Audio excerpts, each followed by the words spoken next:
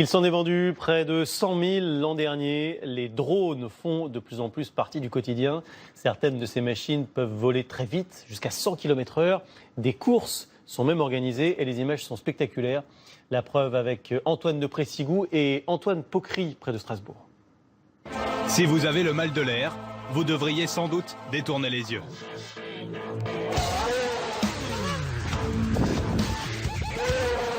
« 600 grammes de plastique et de carbone, un peu d'électronique. Les drones de course les plus puissants dépassent les 100 km/h.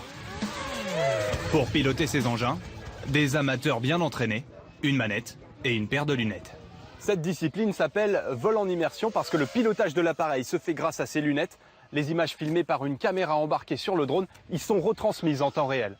Un peu comme dans un jeu vidéo, avec quelques sensations supplémentaires.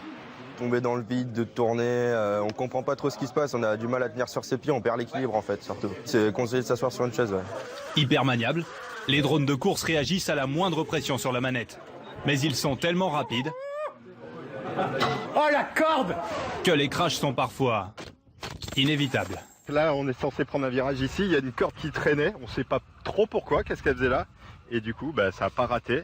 Dans les lunettes, j'ai pas vu la corde, mais lui, il a bien vu. Chaque pilote casse en moyenne une dizaine d'hélices par course. Filet de protection, copilote. Les organisateurs imposent eux-mêmes les mesures de sécurité car il n'existe pas encore de règlement officiel. Pour cette raison, chacun peut fabriquer un appareil selon ses envies. Merci. Les outils et les matériaux utilisés dans la conception de drones de course sont ultra modernes. Il faut amortir les chocs. Donc le carbone est là pour ça, et les bras aussi. Donc quand on va taper, donc les bras vont se replier. Donc ce qui va éviter aux bras de casser. Et ce qui est bien aussi, c'est qu'on a un pare-choc qui lui va amortir.